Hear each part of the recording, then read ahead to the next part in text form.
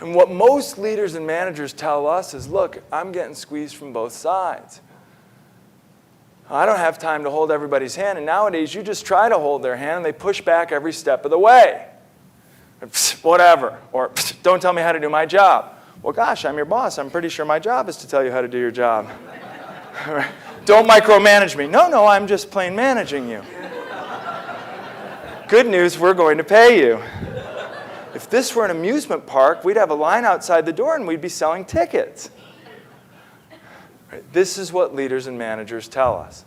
That the workplace is becoming more and more high pressure, everybody's getting squeezed, but the workforce is becoming more and more high maintenance, and that makes it a lot harder to manage people. So let me ask you, you're all standing here, you're out in the real world.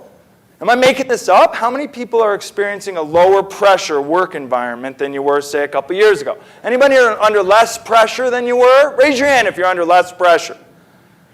How about any votes? Right, how about the workforce? Anyone here think that the workforce is not becoming more high maintenance? Any votes for no, they're just fine. Right, so let me put it to you, as I have put it to leaders and managers in this industry many times. High pressure workplace, high maintenance workforce. Do you suppose that calls for weak, hands-off leadership or strong, highly engaged leadership? Any votes for weak and hands-off? Any votes for weak and hands-off? You say, no, strong, highly engaged. Hands-on. But what if I followed you around in the real world? What would I find? See, what we find is most leaders and managers agree, yes, strong and highly engaged leadership is the way to go. But me, I'm hands-off. That's how I do it. That's my style. Right? So I say to you, how do you do it? Oh, I'm hands-off. My people expect it from me. My people know they'll hear from me if something goes wrong. By the way, if you've ever said that, my people know they'll hear from me if something goes wrong, that's bad news leadership. It means every time they see you coming, it's bad news. Every time they see you coming, it's bad news.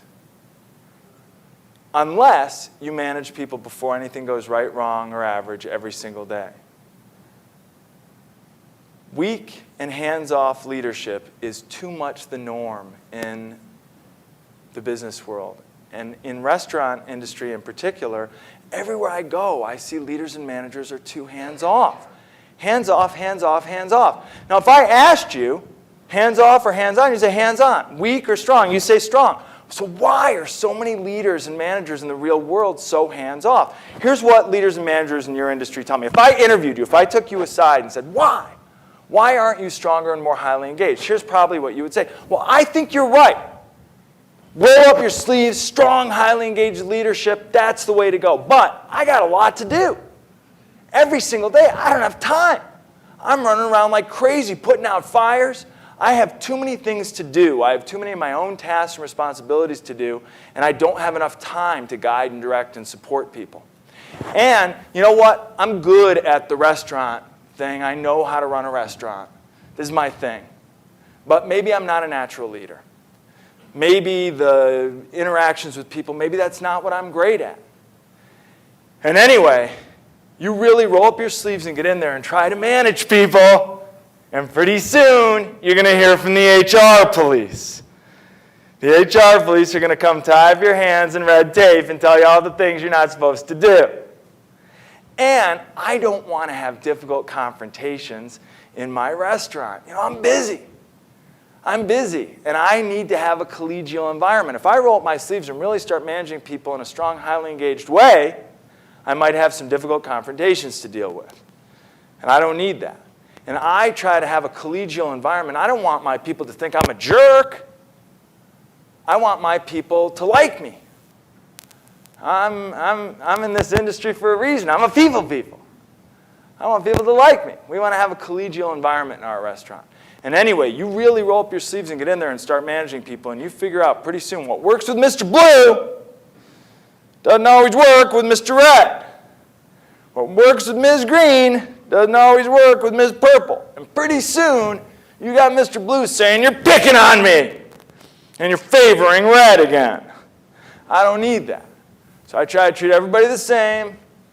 And anyway, I shouldn't be micromanaging people. I shouldn't have to hold their hand. I thought we were supposed to empower people. And those are the 7 great myths that prevent managers in the real world from being strong and highly engaged. This is what managers tell us every single day at all levels. And those are the 7 great myths that prevent real leaders and managers from being strong in this high-maintenance, high-pressure environment. The number one myth, here's the number one myth that prevents managers from being strong. We call it the myth of empowerment. And here's the myth of empowerment. It goes like this, that somehow the way to empower people is to leave them alone to manage themselves. That somehow, if you leave people alone to manage themselves, then they'll do their best work. But that only is true on that planet where everyone gets trophy. Here on planet Earth, most people do their best work when they have guidance, direction, support, and coaching from a more experienced person. Sink or swim is not empowerment, it's negligence.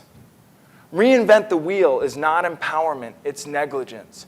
Hey, do it however you think it should be done, even though it's not up to you, is not empowerment, it's negligence.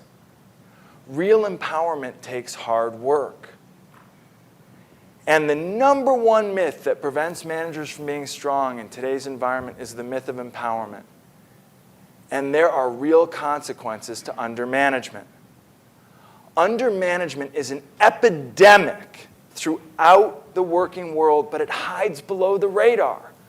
I bet if I came into any one of your restaurants, I would find undermanagement hiding below the radar. Leaders and managers not doing enough leading and managing. There are real consequences.